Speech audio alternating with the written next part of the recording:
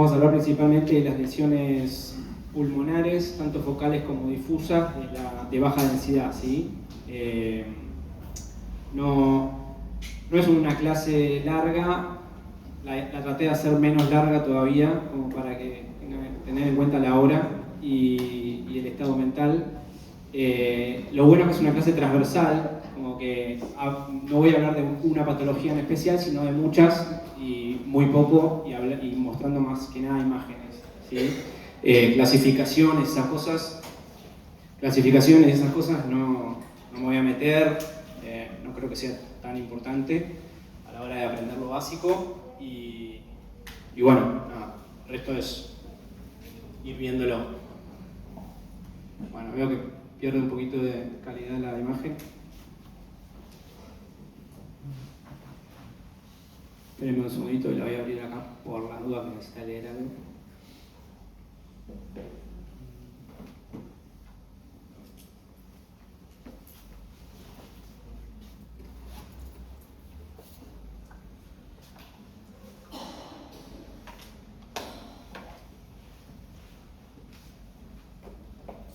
Vamos a ver un poquito. ¿Quieren que cierre acá? ¿O va a entrar alguien más? Ya saben que estamos acá, ¿no?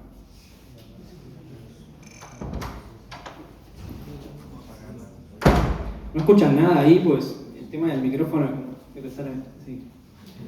Entre que soy enano. Espérame un segundito.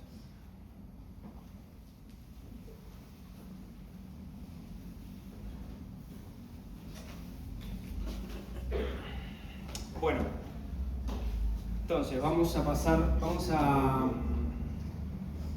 a ver lo que es enfermedades que disminuyen la densidad del parénquima pulmonar, clasificándonos. ¿Podemos apagar la luz, profe? Sí, hoy. ¿Ahí? O no da la hora, no da, ¿no? Creo que da reflejo, ¿no? Ahí vamos. Hola. Bueno, basándonos principalmente en esta clasificación grande que tiene que ver con lesiones de tipo enfisema, lesiones de tipo quísticas y lesiones de tipo cavitadas, ¿sí? Eso es lo que más vamos a ver y vamos a tratar de interpretarlo sin identificar un patrón particular como si fuese un patrón. Bien, cuando nosotros tenemos una imagen, ¿qué es lo que tenemos? Y en base a esas tres patologías, ¿qué es lo que... para qué lado vamos a ir en base más que nada en base al diagnóstico diferencial, que es un poco lo que más nos interesa a nosotros. Bueno, esto es solo. El objetivo docente principal es un poco lo que contaba: diferenciar la baja atenuación sin pared, con pared fina, pared gruesa, grande, chico, formas, tamaños, reconocer patrones de enfisema, quistes, bronquiectasias quísticas, cavidades, priorizar el diagnóstico diferencial, tanto del tiempo evolutivo como el número, pared, contenido, localización, todas las características que van a ser de importancia en la clase.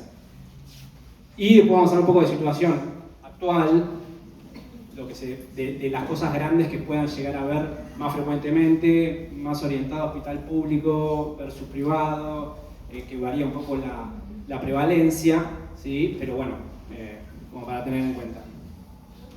Principal aproximación diagnóstica, lo que vamos a ver es a través de la radiografía simple y la tomografía computada, de multidetector, multi-slide, es el grosor de la pared, la superficie interna, qué rugosidad tiene, si es fina, lisa, contenido, ¿sí? El número, no el número absoluto, sino si son múltiples o únicas, ¿no? Localización y afectación, sea focal, multifocal, difusa, ¿sí? Tres familias principales: el enfisema, donde no vamos a ver pared, la imagen medio trucha, pero bueno, créanme de última. Lo que es quiste, paredes finas, ¿sí? Y lo que es cavidad, paredes gruesas. En este caso cavidad, pared gruesa en cavidad, el quiste, una pared muy fina, casi imperceptible y cuando la calidad es mala de la imagen es peor. Y el enfisema que directamente no tendría pared, ¿sí? El enfisema es la ruptura del alvéolo y por lo tanto la pared se pierde, ¿bien? Entonces, tener en cuenta nomás que la pared no es todo, ¿sí? Hay que mirar también el borde, el espesor, etc.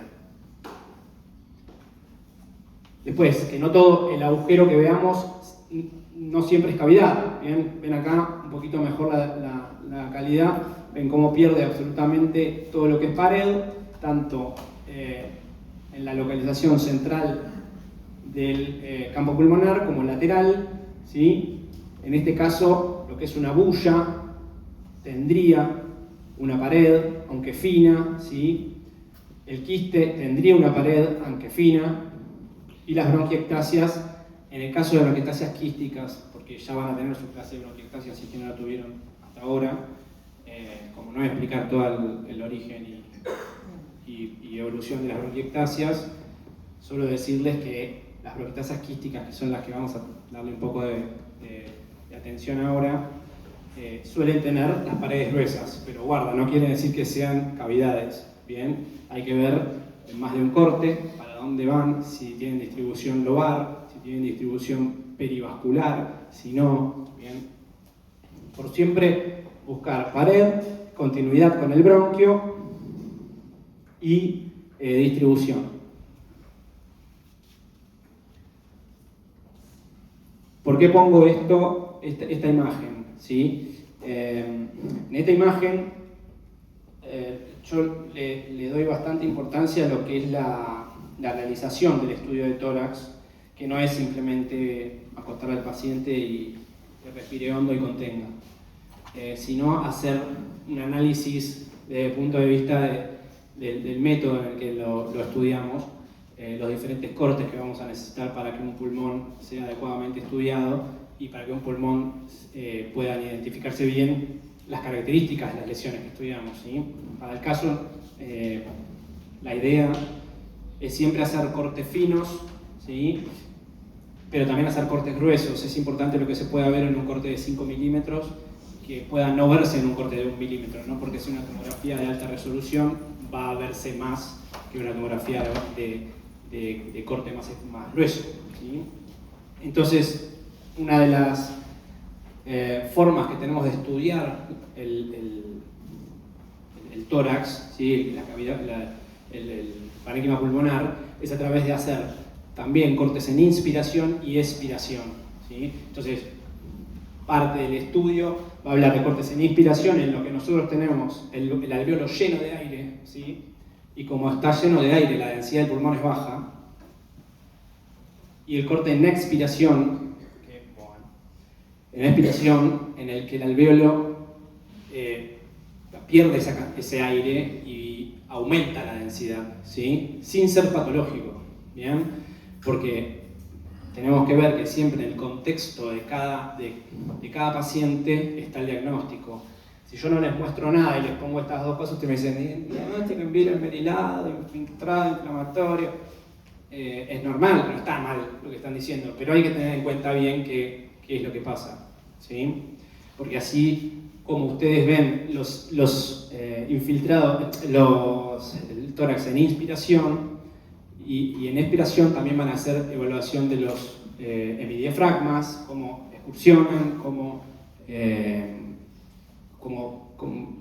toda la vasculatura pulmonar, cómo se expanden los diferentes lóbulos, ¿sí? Entonces, bueno, tener en cuenta.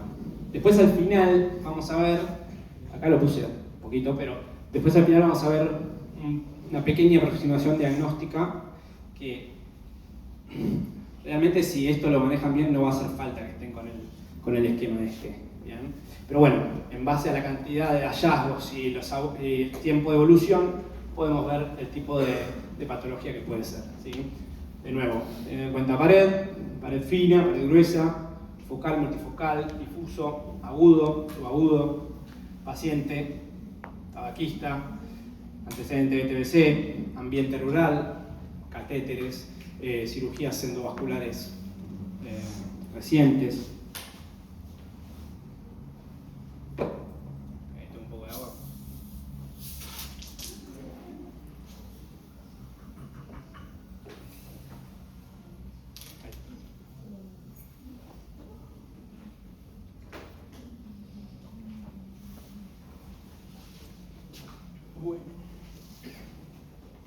Bueno, respecto de las cavidades, ¿cómo deben describirse las cavidades? ¿Sí? En la aproximación diagnóstica podemos decir que hay que evaluar principalmente el grosor de la pared. ¿Sí?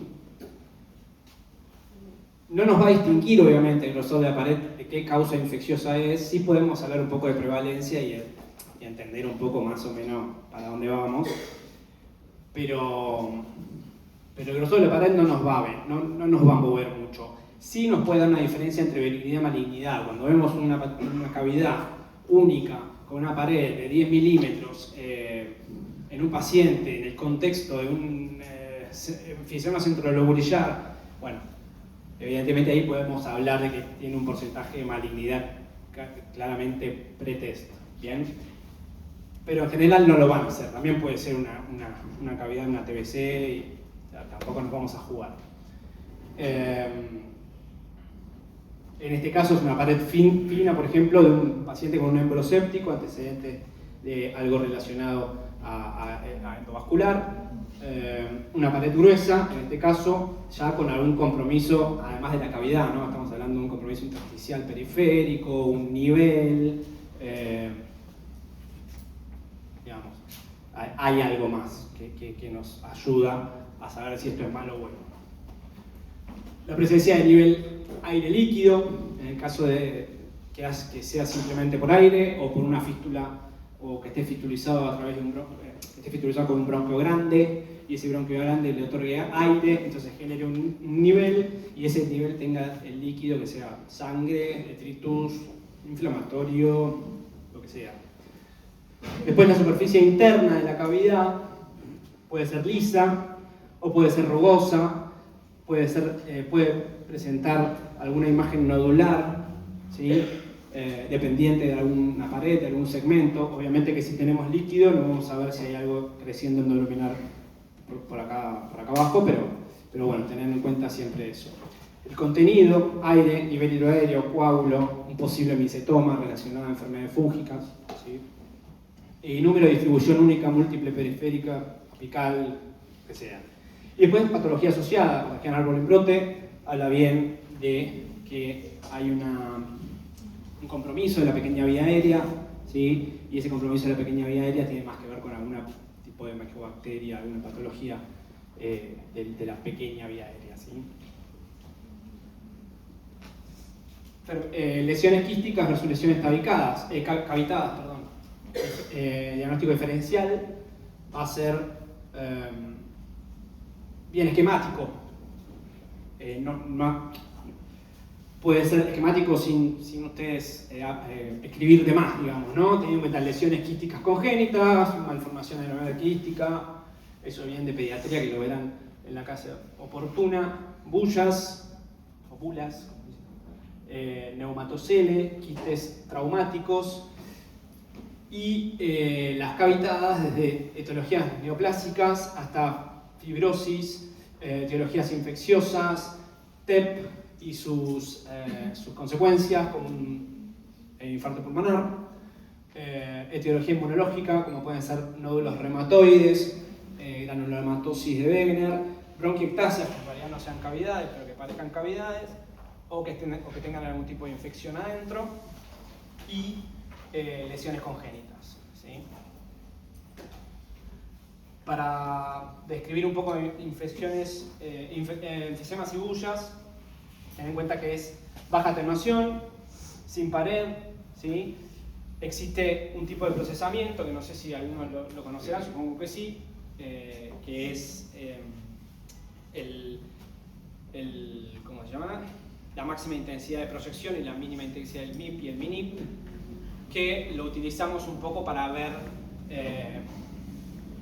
El MINIP nos va a retirar todas las estructuras de alta densidad, entonces nos va a dejar solo las de muy baja densidad y baja densidad. Entonces vamos a ver más más parénquima y el comportamiento del parénquima con respecto al rayo. Y las MIP va a ser lo mismo, pero al revés. Se va a bajar todas las de baja densidad y va a quedar solo las de alta, entonces vamos a poder ver bien las ramificaciones vasculares principalmente. O en el caso de nódulos. Acá vemos, por ejemplo, disminución, focos de áreas de hipodensidad y áreas de hiperdensidad o mayor densidad, sin tener en cuenta que, sin entender que sean patológicas las de alta densidad, sino que en realidad las patológicas son las de baja densidad. ¿Bien? Y en este caso, el paciente con enfisema centrolobulillar, ¿sí?, el que se ve en el centro del lobulillo, también puede estar acompañado de enfisema paraseptal, que se ve contra la estructura, contra la región subpleural, engrosamientos del... Así, luego así, bien. Engrosamiento de la pared de los bronquios, ¿sí?, que nosotros interpretamos como engrosamiento en sí el engrosamiento bronquial. ¿Por qué se da? Probablemente porque aumenta el espesor de la pared, está claro. Pero ¿cómo podemos saber nosotros que es solo el espesor de la pared lo que está aumentado? Porque a veces nosotros no podemos decir que es el bronquio sí o sí. Lo que transcurre ahí es la pared del bronquio, los vasos venosos, los vasos linfáticos y todo eso está engrosado. Entonces hay gente que le dice intersticio peribroncovascular. En el fondo, en la conclusión vamos a tener que poner, si nos parece una bronquitis, vamos a tener que poner una bronquitis. Pero a veces hay compromiso del intersticio, como puede ser una insuficiencia cardíaca, y nosotros no vamos a poner bronquitis, o puede ser una linfaquitis carcinomatosa, que es meramente intersticial, el compromiso, y no vamos a poner bronquitis. O si le ponemos bronquitis nos vamos a estar equivocando, o vamos a estar descuidando la posibilidad de que sea una linfangitis. Entonces, nada. La idea es siempre identificar la patología y sus hallazgos acompañantes, ¿sí?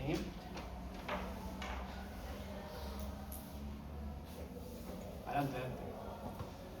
Bueno, patologías como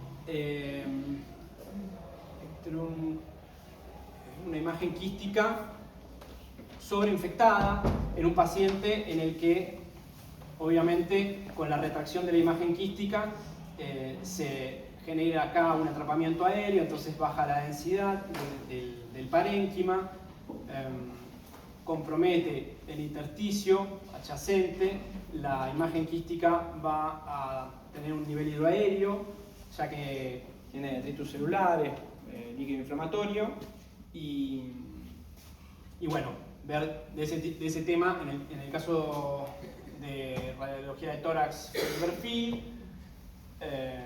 los niveles y las opacidades circundantes o acompañantes.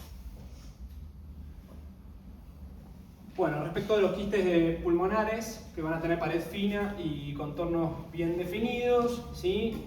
Generalmente son redondos, no hay mucho que describir. Después vamos a ver una diapositiva, creo que puse una de los red flags de los quistes, que nada, siempre hay que mirarlos, hay que tener en cuenta, y más cuando son más grandes, pero en general vamos a encontrar pacientes completamente asintomáticos y sin nada para agregar, unos quistes simples de pared fina, múltiples, que le podemos poner tranquilamente quistes aéreos, aunque los quistes no son aéreos.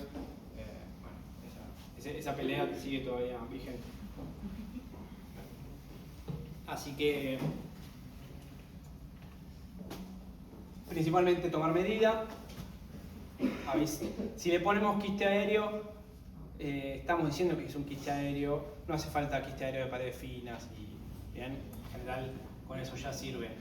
Sí, bueno, cuando es así de grande, sí, pero generalmente los que vamos a encontrar son de 1 centímetro. Siempre que hay uno, busquen otro, porque nunca hay uno solo. Son como las cucarachas. Bueno, bronquiectasias quísticas. Quise poner de origen bronquial, aunque es obvio que son de origen bronquial, pero las bronquiectasias las vamos a buscar en pacientes por ahí con alguna predilección, y si no la hay, siempre tenemos que tratar de siempre vamos a tratar de ver ese aspecto serpinginoso de la bronquiectasia, ¿sí?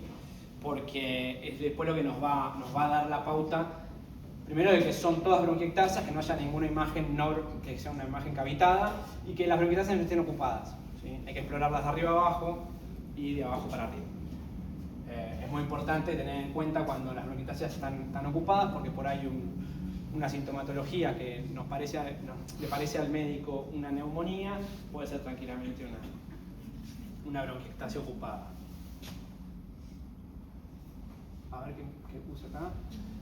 Bueno, tienen continuidad con la vía aérea, no se afinan hacia la periferia, pueden ser tanto de distribución central como periférica, pueden ser bronquioloectasias, que ya son de los bronquiolos más terminales, más periféricos, ¿sí? Y pueden simular múltiples cavidades por su aspecto serpinginoso. Cuando generan compromiso difuso las bronquiectasias, una cosa es una bronquiectasia lobar y otra cosa es son bronquiectasias múltiples en una base o cuando ya excede lo lobar. Entonces ahí ya tenemos que entrar en algunos diagnósticos diferenciales que complejizan, como pueden ser los quistes broncogénicos, malformación adenomatoidea, diferentes bullas, la histiocitosis, esa que le llaman LMM, y yo no vi nunca una, pero la vi en fotos, entonces es como que pongo ahí como para que tengan en cuenta, ¿sí? Después microquistes como pueden ser patologías, ¿cómo se llama? Lo que nosotros entendemos, lo que podemos ver como quistes, pero no son quistes, patología fibrótica, que ya me va a tocar esa charla a mí, lamentablemente. Así que, bueno, tener en cuenta simplemente la distribución cuando excede bronquios, cuando es más de un lado que de otro, solo para que les llame la atención, ¿sí? Para que les recuerde, para que no se olviden. Si todos los lobos están afectados, pensar en entidades ya más limitadas, diferenciar quistes verdaderos de bronquiectasias y paralización. Bueno, lesiones cavitadas, esto es como lo más grueso porque es lo que más diagnósticos diferenciales y más preocupantes pueden generar y tiene que ver con mucha patología, tanto benigna como maligna, y van a tener principalmente pared gruesa y cavidad dentro del nódulo, masas, consolidaciones, depende qué es lo que tenemos que ver. Tener en cuenta principalmente los hallazgos asociados y después de tener los hallazgos asociados, ahí vamos a la cavidad y la vamos a estudiar más o menos como se debe. Tiempo de evolución es una de las primeras cosas a tener en cuenta, evaluar el tiempo de evolución en contexto clínico. Si tienen más de 12 semanas de evolución o tienen menos de 12 semanas de evolución, ¿sí? Con menos de 12 semanas orienta a enfermedades más infecciosas, traumáticas, cardiovasculares y cuando ya es más de 2 semanas tiene más que ver con lo crónico, entonces va a tener mayor etiología maligna, o algún tipo de enfermedad congénita relacionada. Yo te digo que no lo toco, le paso cerca y ya. Para tener en cuenta la regla mnemotécnica cavity, cáncer relacionado a las patologías primarias, patología autoinmune, granulomatosis de Wegener, artritis reumatoide, la vascular, émbolos vasculares, infecciosa, abscesos pulmonares, tuberculosis e infecciones crónicas, y la traumática, un pseudoquiste pulmonar traumático, que yo no lo vi. Tener en cuenta 12 semanas, más o menos, y obviamente, y en la mayor cantidad de las veces de los pacientes no vamos a tener un estudio previo, entonces esto complica las cosas. O la simplifica, porque podemos que no sabemos y ya está, en realidad por ahí más rápido que no saber nada. Entonces, eso depende de cada paciente en particular. Bueno, lo que es agudo, máximo subagudo, un absceso bacteriano, paciente inmunocompetente, en donde una cavidad de un gran espesor, con un compromiso intersticial importante, que la verdad, desde el punto de vista imagenológico, es bastante difícil de discernir, pero bueno, si un paciente está con fiebre y todo, obviamente vamos a pensar en algo bacteriano. El tema es qué pasa cuando los tumores se cavitan y se infectan, pero bueno, eso hay que verlo. Tener en cuenta cavidad única. Cavidad única para gruesa irregular, tener en cuenta que puede ser una entidad maligna, sin duda. Cuando está asociada a alguna aspiración, va a ir principalmente a segmentos posteriores y superiores, teniendo en cuenta que el bronquio del lado derecho siempre conlleva mayor cantidad de aspiración en los pacientes. Y en el caso de tener contacto con la pleura, se sugiere buscar empiema, y en el caso de encontrar árbol en brote, pensar en una patología de tipo micobacteria. ¿Sí? Después, neumonías necrotizantes son complicaciones de neumonías, ¿sí? En donde vamos a ver también pérdida de la arquitectura pulmonar, signos de bronquiectasias, ¿sí? Muy baja atenuación dentro de la consolidación en sí, ausencia de refuerzo. Vamos a pensar en necrosis. El tema es que en general no le pedimos contraste a una neumonía. Entonces, bueno, los artículos son de España, por ahí de repente usan contraste, acá no. Puede evolucionar a abscesos tanto único como múltiple, obviamente que pueden ser múltiples. Después, émbolos sépticos, nódulos en distintos estadios de cavitación, ¿sí? Predominio periférico y bases, y signos del vasonutricio, ya que se puede ver adecuadamente cómo le llega el vaso en el mismo corte o en otro corte a la imagen, ¿sí? No es patognomónica, pero da una ayuda. Y en el caso de antecedentes de endocarditis, catéteres, prótesis infectadas, pensar más en émbolos sépticos. Pacientes con infecciones pulmonares, pero ya inmunocomprometidos. En este caso, infecciones por nocardia, en el que se pueden ver tranquilamente lesiones sin cavitación o con cavitación, pero con un componente inflamatorio y un componente de consolidación importante, ¿sí? Vemos acá también un componente consolidativo multifocal con derrame y engrosamiento bronquial difuso, ¿sí? Hay que ver si eso es algo agudo o es algún antecedente puntual del paciente. Y después, en el caso este,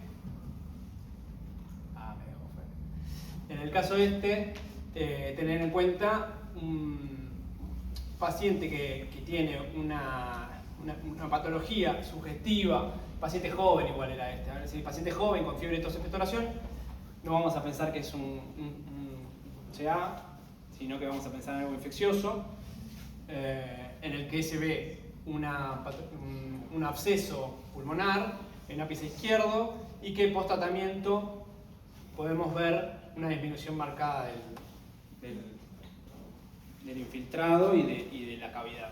Bien. En este caso, bueno, también se ven consolidaciones, nódulos o masas. En el caso de pacientes inmunocomprometidos pueden ser cavitadas, y pensar en eventual compromiso extrapulmonar en caso de inmunocomprometido. En el caso de la criptococosis, en donde también genera cavitación de las neumonías, y se va a dar como nódulos únicos, múltiples, masas periféricas, y la cavitación es más esperable en el caso de inmunodeprimidos.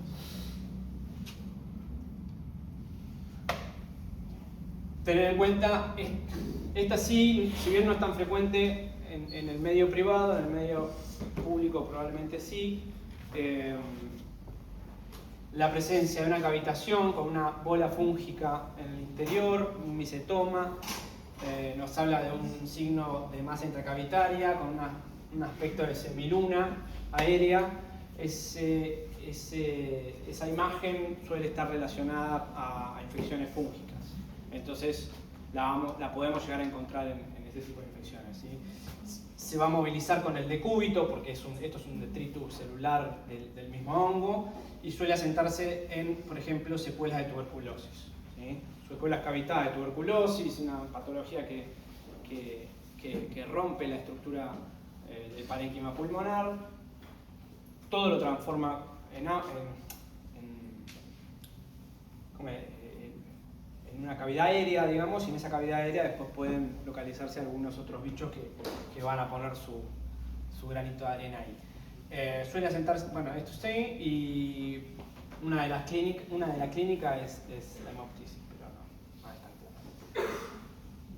Después, la aspergilosis invasiva. La aspergilosis puede tener varias formas de presentación. En este caso, en la crónica puede llegar a cavitar, no es lo más frecuente, ¿sí? Claramente lo más importante de cavitación es, medio que ya lo venimos viendo, la aspergilosis no es una de las, pero bueno, hay que mencionarla también para poder completar. Esto sí es importante, existe la posibilidad de infarto pulmonar cavitado, principalmente la lesión es la misma que el no cavitado y luego después por alguna razón de evolución cavita, ¿sí? Pero la lesión suele ser la misma del infarto pulmonar, de base pleural, con forma triangular, etc. Se va a mostrar con una opacidad subpleural en cuña, con cavitación eventualmente tardía, si hay sobreinfección correlacionada con angiotomografía en el caso de pensar que pueda llegar a ser secundaria un TEP. No confundir con un nódulo periférico cavitado, bien, eso sí tenerlo en cuenta a la hora de ver nódulo único, porque en general, a menos que el TEP sea muy importante, el infarto pulmonar va a ser único y bueno, evitar pensar que pueda ser una lesión primaria, siempre y cuando se pueda diagnosticar otra cosa. Bueno, después otra de las patologías que tienen que ver con la cavitación, pero ya más crónica, va a ser la tuberculosis fibrocavitaria, ¿sí? En donde vamos a ver diferentes estadios, en donde hay cavitación, hay mucho compromiso del intersticio periférico, mucho engrosamiento parietal, tal vez a algún nivel, y pérdida de la estructura del parénquima, de la arquitectura del parénquima contralateral en este caso, con un engrosamiento pleural, cavitación, claramente estando en el mismo corte, este pulmón tiene menos insuflación que este, ¿sí? Todo eso se da por una alteración de la cavitación, una alteración de la estructura del pulmón secundaria a la patología infecciosa. ¿Bien? Lo que es apical y posterior van a ser en lóbulos superiores, y en el caso de cavidades más árbol en brote, más fibrosis y pérdida de volumen, tener en cuenta que pueda ser una tuberculosis crónica o una secuela de tuberculosis, etc.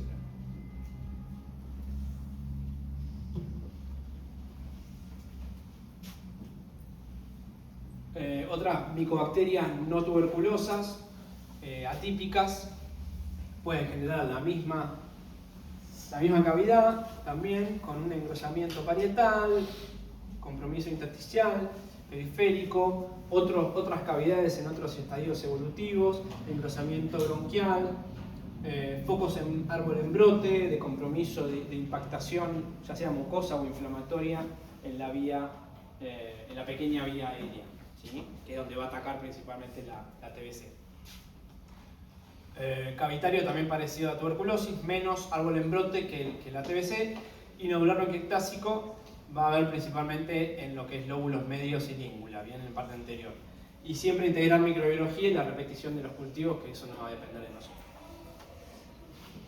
Después, otra de las cavidades que nos podemos encontrar crónicas es la histoplasmosis, también en parte endémica en áreas de nuestro país, y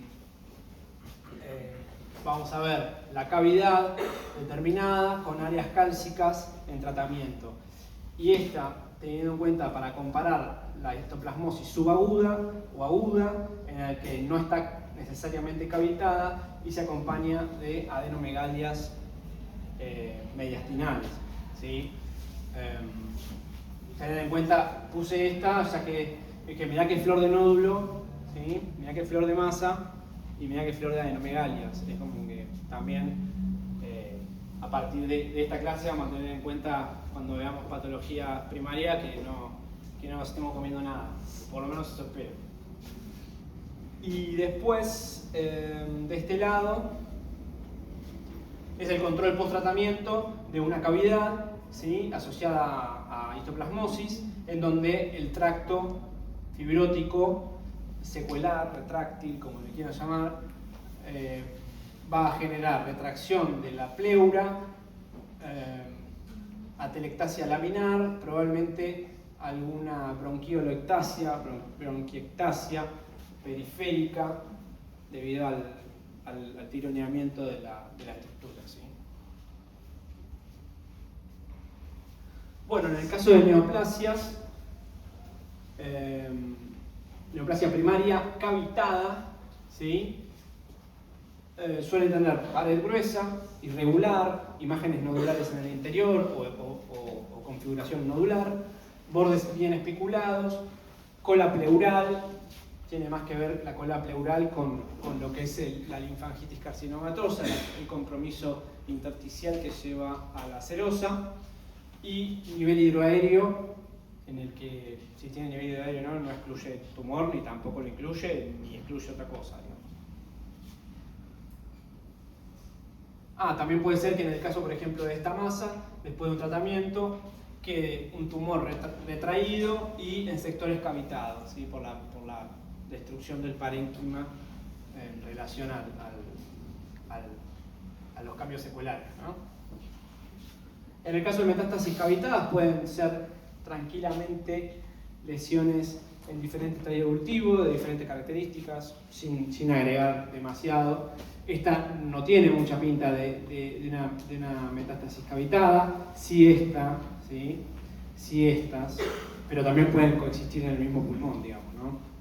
No quiere decir que porque haya dos metástasis cavitadas, todo lo que esté cavitado o algún quiste, ¿sí? Un quiste común y aerífero o aéreo, vaya a ser otro secundarismo. Bueno, después otro de las patologías que suelo ver, no es muy frecuente, pero se ve, es la granulomatosis poliangeitis, granulomatosis de Wegener, ¿sí? Que da múltiples nódulos cavitados o no cavitados, pueden darse en ambos pulmones, ¿sí? Masas múltiples bilaterales, suelen cavitar. Y después, en el caso de alguna patología en especial de tipo autoinmune, puede haber alteración ósea de las mucosas que genere pérdida de la osificación del septum nasal, etc. Pero yo quería poner esta imagen, tuve que entrar en la de macizo, en donde suele verse, ¿sí? Diferentes granulomatosis con cavidades neoformadas en el pulmón. En el caso de nódulos reumatoides, fíjense, este es un paciente con nódulo reumatoide que parece tranquilamente una cavidad por alguna otra cosa. Lo importante de eso, tener en cuenta los antecedentes del paciente, ¿sí? Y no descartar, tener en cuenta los antecedentes del paciente y no descartar otra cosa, pero ir más o menos para ese lado. Porque además son pacientes, los reumatoides son pacientes que están por algún punto inmunocomprometido y eso puede generar también un compromiso inflamatorio agudo, subagudo, crónico. Eso ya está. En el caso de las enfermedades por exposición, también pueden cavitar, no es lo más frecuente, y generalmente a ustedes les va a venir el paciente con la sospecha de enfermedad por exposición, ya que ya van a tener la clase de enfermedades por exposición, no es tan simple el diagnóstico, entonces nada, lo que quería mostrar es que fíjense como una silicosis puede cavitar, aunque no es lo más frecuente, puede cavitar tranquilamente y parecer una TBC o un SEA de pulmón. Para el caso no tenemos mucha, la tomografía no nos da mucho diagnóstico diferencial de eso. Y después las crónicas congénitas, como los quistes broncogénicos, que en algún momento de la vida el paciente se infecta el quiste y se entera que lo tiene, a veces no se entera, ¿sí? Y es específicamente diagnóstico situacional respecto de que el paciente concurre por una infección y no por otra cosa, ¿sí? Acá me faltó el 70% de los quistes broncogénicos van a estar más en mediastino que en el parenquima pulmonar, pero bueno, ahí tenemos un 15-20 que sí. Entonces, principalmente lóbulos inferiores, con lo cual forma parte de nuestros diagnósticos diferenciales, ¿sí? Y un poco mencionando las características de estas patologías en Argentina, para armar como conceptos que no son 100% reales, pero para llevarse ideas, yo le fui armando como cavidad apical más síntomas, es una TBC, hasta que se demuestre lo contrario en la mayoría de los pacientes. Enfisemas y bullas tienen alta prevalencia en pacientes de POC por el tabaquismo. En realidad el enfisema por déficit de alfa-1 antitripsina no lo vamos a ver muy frecuentemente acá, o enfisema en pacientes no fumadores. Lo que sí podemos ver es pacientes con atrapamiento aéreo o algún tipo de compromiso intersticial crónico por ejemplo, enfermedad intersticial, ¿sí? Parte de la retención aérea tiene que ver con el deterioro del componente intersticial que nos ayuda a volver el pulmón a la capacidad cero. Entonces, así se va a dar la enfermedad pulmonar obstructiva, que puede ser por tabaquismo o no, pero en general es por tabaquismo. En el caso de ruralidad ganadera, considerar hidatidosis, puede ser hepática, pero y exposiciones en el noroeste, las micosis endémicas, ¿sí? Pero bueno, principalmente TBC fibrocavitaria, EPOC, enfisema, quistes de tipo hidatidosis. En el caso de la tuberculosis, en el 2025, por ministerio, hubo 17.000 casos aproximadamente, en el que, con una prevalencia de 37 pacientes cada 100.000 habitantes, un aumento sostenido se fue dando desde el 2020, con cavidades podemos decir que tiene mayor contagiosidad y que mayor carga basilar, ¿no? Hay que informar el patrón, las características, los hallazgos acompañantes y eventualmente sugerir correlación microbiológica. Respecto de la situación en lo que es enfisema, no confundir los enfisemas con quistes, siempre tienen pared cero, los quistes suelen tener más pared, y tener en cuenta la presencia de bullas, la presencia de hipertensión pulmonar, ¿sí? O el cor pulmonale, por la mala irrigación pulmonar se va a dar toda una hipertensión retrógrada y eso va a generar aumento del diámetro de las arterias pulmonares y el tronco de la pulmonar. Pero en un paciente con enfisema, que hoy la gran mayoría de los pacientes con enfisema tienen 70 años, también puede ser que haya una insuficiencia cardíaca congestiva asociada, entonces tampoco podemos decir que tiene signo de hipertensión pulmonar. Bien, entonces tengan cuidado con que si la arteria pulmonar mide más de 25 milímetros ya le ponemos hipertensión pulmonar y no. Bien, con cuidado. Y después la hidatidosis pulmonar, desde el punto de vista de prevalencia en pacientes rurales o ganaderos, se van a dar principalmente en hígado y en pulmón son localizaciones más principales y pueden ser asintomáticas, ¿sí? Durante años. En el caso de la ruptura, infección o o nivel hidroaéreo, membranas, puede que se genere una complicación. Tener en cuenta que esas cosas no se punzan así a la ligera, generalmente hay que tomar los recaudos y ver si es necesario, ¿sí? Y vemos acá una imagen enteramente líquida, ¿sí? Pulmonar, que bueno, en nuestro país no podemos descartarla cuando aparece, ¿sí? La verdad que en el medio privado es muy probable que no pase, pero bueno, hay que tener en cuenta que existe. Y después, esto de las micosis endémicas, bueno, esto es lo que mostramos hace un ratito, la histoplasmosis con su nódulo que asusta y sus adenomegalias, la histoplasmosis más crónica, ¿sí? Y los signos de la media luna que ya veníamos viendo que tienen que ver más con las micosis, ¿sí?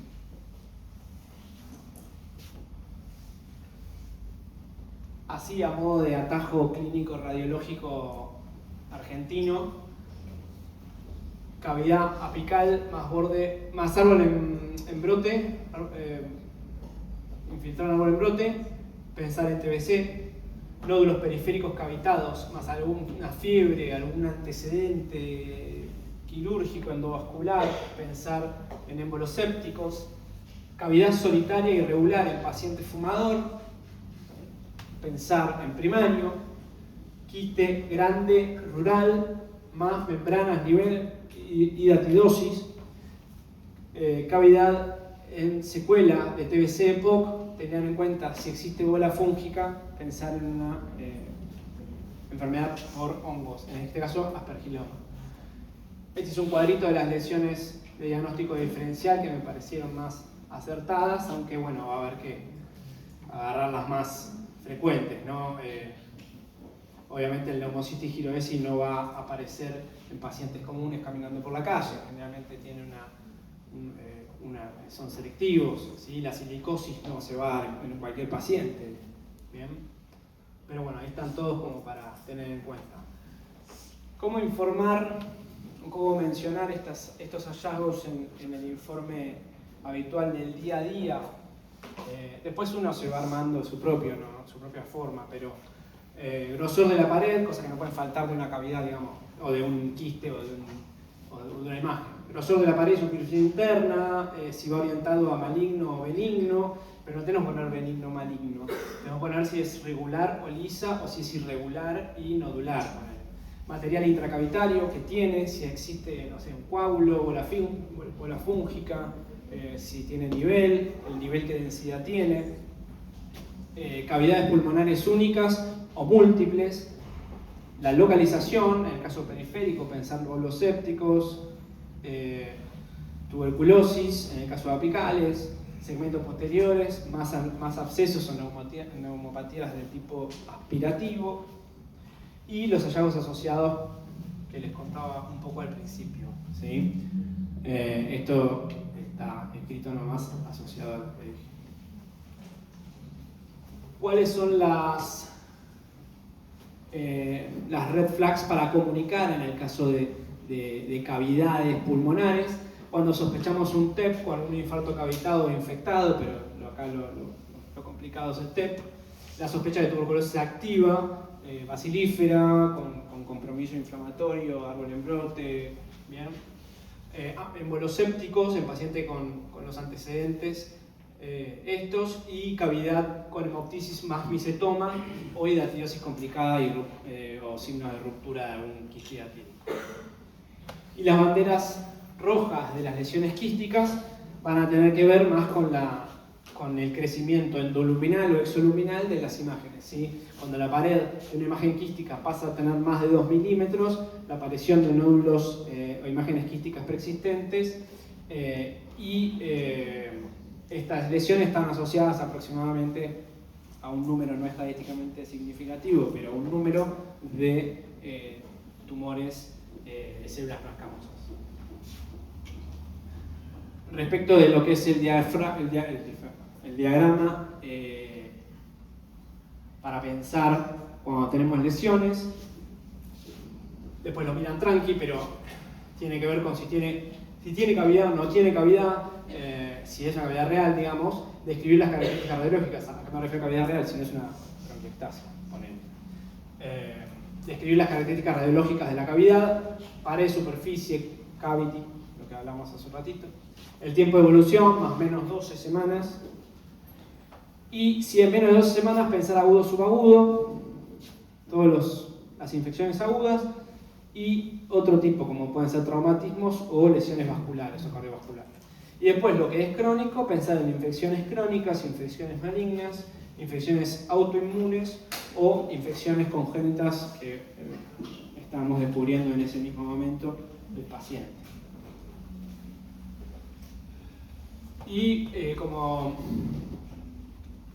en vez de conclusión, hay algunas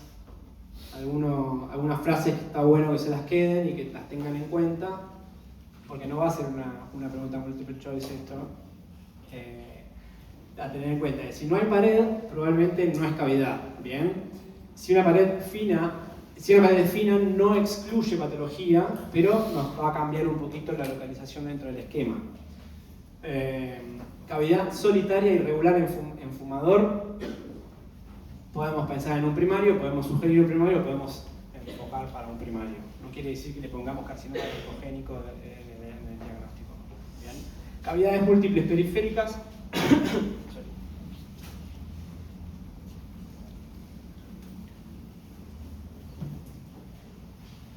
Pensar en émbolos sépticos y cavidad apical más árbol en brote en zona endémica o Argentina, pensar eventual TBC. El diagnóstico final tendría que combinar todas estas características que mencionamos en el esquema como para tener en cuenta.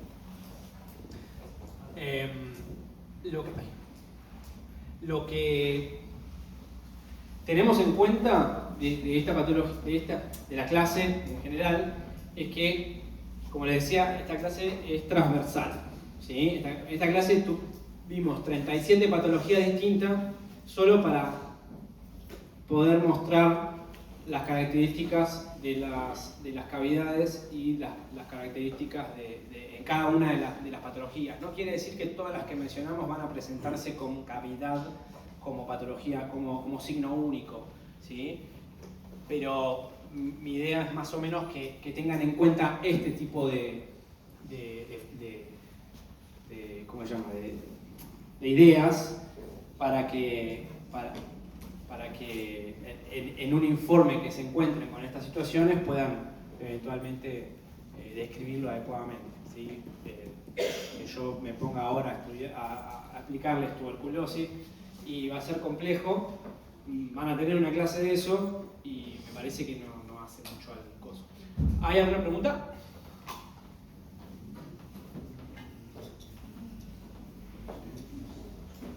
Frente